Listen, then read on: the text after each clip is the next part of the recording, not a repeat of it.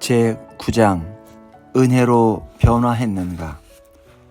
제1절 생각지 못한 선물 은혜. 에이미 웰스는 자신의 가게에 손님들이 몰려올 것을 알고 있었다. 결혼을 앞둔 신부들은 추수감사절 직후의 세일 기간을 놓치지 않는 법이니까. 텍사스주 샌 안토니오에 소재한 그녀의 웨딩드레스 가게에는 주말을 이용하여 양가 부모와 식구들이 나들이 삼아 드레스를 보러 오는 경우가 많았다. 에이미는 손님들을 맞을 채비를 했다. 하지만 죽음을 목전에 둔 남자에게 자신이 은혜를 베풀게 될 줄은 전혀 몰랐다. 도시 한편의 병원에서는 잭 오트리가 살기 위해 몸부림치고 있었다. 그는 흑색종 말기였다. 이틀 전에는 쓰러져서 응급실로 실려가기까지 했다. 잭의 딸 크리셀리스는 결혼을 몇 달 앞두고 있었다. 친척들은 추수감사절을 맞아 그녀의 결혼 준비를 위해 모였다. 집안의 여자들이 드레스를 고르기로 했던 날, 잭이 병원에 입원하게 되자 크리셀리스는 웨딩숍에 가지 않겠다고 고집을 부렸다. 잭은 딸을 만류했다. 결국 긴 설득 끝에 크리셀리스는 어머니와 시어머니가 될 분과 여동생들과 함께 외출했다. 가게 주인은 그들이 기뻐하는 기색을 볼 수 없어서 조용한 가족이라고만 여겼다. 크리셀리스는 여러 드레스를 입어보았지만 아이보리 실크 공단 드레스를 가장 마음에 들어했다. 모두 같은 생각이었다. 잭은 크리셀리스를 공주라고 부르기를 좋아했는데 그 드레스는 잭의 말처럼 그녀를 공주처럼 돋보이게 해주었다. 그때 에이미는 잭에 관한 이야기를 들었다. 암에 걸려 딸이 드레스를 입은 모습을 보러 오지 못했다는 것이다. 또한 그들은 병원비 부담이 커서 드레스를 사지 못하고 있었다. 잭 오트리는 드레스를 입은 딸의 모습을 보지 못하고 세상을 떠날 듯 위독한 상태였다. 에이미는 지체하지 않았다. 그녀는 크리셀리스에게 드레스와 베일을 가지고 병원으로 가서 드레스를 입은 모습을 아버지에게 선보이라고 했다. 에이미는 후에 이 일을 회상하며 괜찮았어요. 나는 조금도 의심하지 않았어요. 하나님이 말씀하셨으니까요. 라고 미소 지으며 말했다. 에이미는 신용카드를 요구하지 않았다. 전화번호조차도 남기라고 하지 않았다. 그녀는 그들에게 빨리 병원으로 가라고 했다. 크리셀리스는 즉시 병원으로 갔다. 그녀가 병실에 도착했을 때 아버지는 약을 다량 투여받고 잠들어 있었다. 가족들이 그를 깨우자 병실 문이 천천히 열리고 10m가 넘는 실크를 겹겹이 두른 딸이 모습을 드러냈다. 겨우 20초 동안이었지만 그는 정신이 말짱했다. 마법과도 같은 20초였어요. 크리셀리스가 회상했다. 아빠는 내가 가장 아름다운 드레스를 입고 걷는 모습을 보셨어요. 아빠는 정말로 쇠약하셨지만 인자한 웃음을 지으며 나를 계속 보셨지요. 내가 아빠의 손을 잡자 아빠도 내 손을 잡았어요. 아빠에게 딸이 공주처럼 보이느냐고 물었지요. 아빠는 가만히 고개를 끄덕이셨어요. 그렇게 아빠는 조금 더 나를 보셨어요. 눈물을 참고 계신 듯 했지요. 그리고 다시 잠이 드셨어요. 사흘 후 그는 세상을 떠났다. 에이미의 관대함은 은혜의 계단의 폭포를 이루어 전해졌다. 하나님으로부터 에이미에게로, 크리셀리스에게로, 그리고 잭에게로. 원래 이런 것이 아니든가. 하나님은 원래 이렇게 일하시지 않던가. 그분이 맨 먼저 시작하신다. 그분은 단순히 사랑하시는 게 아니다. 아낌없이 사랑하신다. 그분은 지혜를 주시는데 인색하지 않으시다. 모든 사람에게 후히 주시고 꾸짖지 아니하시는 하나님이시다. 그분은 인자하심과 용납하심과 길이 참으심이 풍성하시다. 그분의 은혜는 넘치도록 풍성하고 이루 말할 수 없다. 그분은 탕자를 위해 상다리가 부러질 정도로 음식을 푸짐하게 차리셨고 결혼식장에 술통을 가득 채우셨으며 베드로에게는 2차례나 만선의 기쁨을 안기셨다.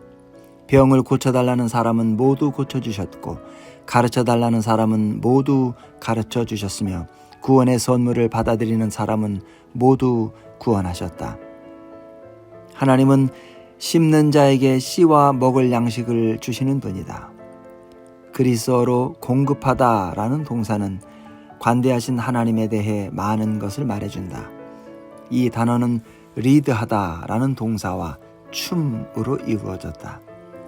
글자 그대로 춤을 리드하다라는 뜻이다. 하나님은 베푸실 때 기뻐서 춤을 추신다. 풍악을 울리고 베풀매 행진을 지도하신다. 그분은 주는 것을 무척 좋아하신다. 그분은 또 우리가 섬길 때 매우 크게 보상하리라 약속하셨다. 그런 예수님께 베드로가 물었다. 보소서, 우리가 모든 것을 버리고 주를 따라 싸운데 그런즉 우리가 무엇을 얻으리까? 내가 얻는 게 있느냐라는 정신에 깊이 물들어 있는 베드로를 따끔하게 가르칠 기회가 왔다. 하지만 예수님은 회초리를 들지 않으셨다. 오히려 베드로뿐 아니라 모든 제자에게도 여러 배를 받고 또 영생을 상속하리라 라고 보장하셨다. 예수님은 100,000%의 이윤을 약속하신 것이다. 당신이 어제 나에게 준 10만 원을 오늘 내가 1,000만 원으로 갚는다면 당신은 나를 관대하다고 할 것이다. 성경은 하나님을 관대하시다고 말하고 있다. 그분의 베풀문 찔끔 떨어지는 안약이 아니라 콸콸 솟구치는 소화전이다. 당신의 마음은 종이컵이다. 그분의 은혜는 지중해이다. 당신은 그분의 은혜를 모두 담을 수 없다. 넘치게 받아 흘려보내라. 부어주듯 베풀라. 제2절 받은 은혜를 베풀라. 거저 받았으니 거저 주라. 은혜가 임하면 관대해진다. 눌러 담을 수 없게 눈이 튀어나올 정도로 관대해진다. 삭개오가 그랬다. 신약 성경에서 사기꾼을 찾으라면 그를 찾으면 된다. 그는 누구라도 속이고 몇 푼이라도 뜯어냈다. 그는 세리장이었다. 1세기의 세리들은 걸어다니는 것이라면 뭐든지 사취했다. 로마 정부는 그들이 사취하는 것을 묵인했다. 삭개오는 뜯어낼 수 있는 것은 모두 뜯어냈다. 그는 부자였다.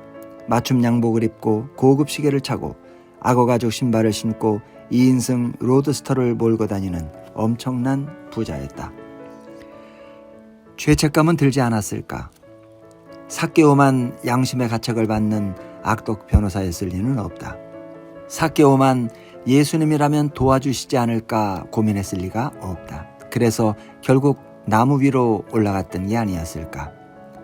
예수님이 여리고를 통과하실 때 시민의 절반이 그분을 보려고 몰렸다. 삭개오도 그중 하나였다. 여리고 시민들은 원수처럼 여기는 키 작은 삭개오가 앞으로 나가는 걸 허락하지 않았다. 그는 예수님의 얼굴이라도 보려고 사람들의 어깨 너머로 깡충깡충 뛰었다. 그때 마침 가로수 하나가 눈에 띄었다. 흔들리는 가지 위에 앉아 최대한 앞으로 몸을 기울였다. 그리스도를 잘 볼 수만 있다면 무슨 짓이라도 할 수 있을 듯 했다. 삭개오는 그리스도가 자신을 잘 보실 수 있으리라는 것은 상상도 하지 못했다. 하지만 예수님은 그를 눈여겨보셨다. 삭개오야, 속히 내려오라.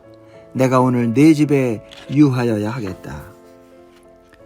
키 작고 비열한 도둑은 또 다른 삭개오가 나무에 있는지 좌우를 살펴보았다. 알고 보니 예수님은 자기를 향해 말씀하신 것이었다. 그에게 도시에 널린 게 집이었는데 예수님은 삭개오의 집을 택하셨다. 불법 자금이 들어가고 이웃들이 피하는 집이었지만 그날 예수님이 계심으로써 그의 집은 아름답게 빛났다. 삭개오는 전혀 새로운 사람이 되었다. 주여 보시옵소서, 내 소유의 절반을 가난한 자들에게 주겠사오며 만일 누구의 것을 속여 빼앗은 일이 있으면 네 갑절이나 갚겠나이다. 은혜가 대문에 이르자 욕심은 뒷문으로 달아났다. 그는 마음이 변화되었다. 당신의 마음도 은혜로 변화되었는가? 그런 변화를 마뜩지 않게 여기는 사람들이 있다. 고마움을 모르는 종이다. 예수님이 하신 이야기에는 결코 갚을 수 없는 빚을 왕에게 지고 있었던 종이 나온다. 그는 열심히 갚으려고 했지만 도저히 갚을 수가 없었다.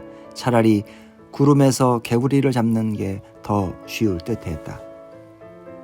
갚을 것이 없는지라 주인이 명하여 그 몸과 아내와 자식들과 그 모든 소유를 다 팔아 갚게 하라 하니 그 종이 엎드려 절하며 이르되 내게 참으소서 다 갚으리이다 하거늘 그 종의 주인이 불쌍히 여겨 놓아 보내며 그 빚을 탕감하여 주었더니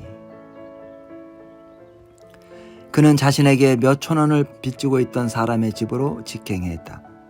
큰 복을 받은 사람은 그 복을 나누는 법이다. 그렇지 않은가? 하지만 그는 그렇게 하지 않았다. 그는 채무자에게 돈을 갚으라고 다그쳤다.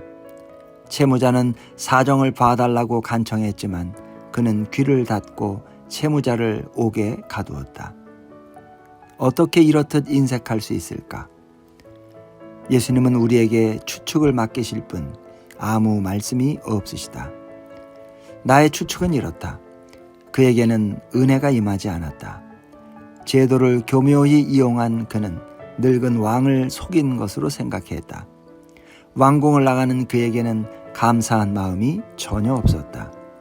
정말로 훌륭한 왕이라고 생각하는 대신 역시 나는 수완이 좋아 라고 생각하며 교만했다.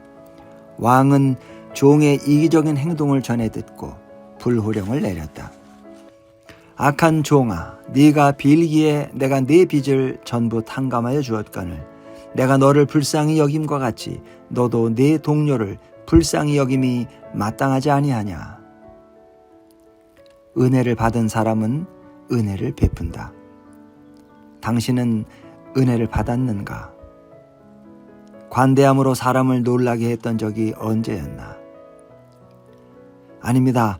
정말로 이건 너무 관대하십니다. 라는 말을 들어본 게 언제였는가? 오랫동안 그런 말을 들어보지 못했다면 하나님이 아낌없이 주시는 은혜를 묵상해보라. 그의 모든 은택을 잊지 말지어다. 그가 내 모든 죄악을 사하시며 은혜를 받아 관대한 마음을 품으라.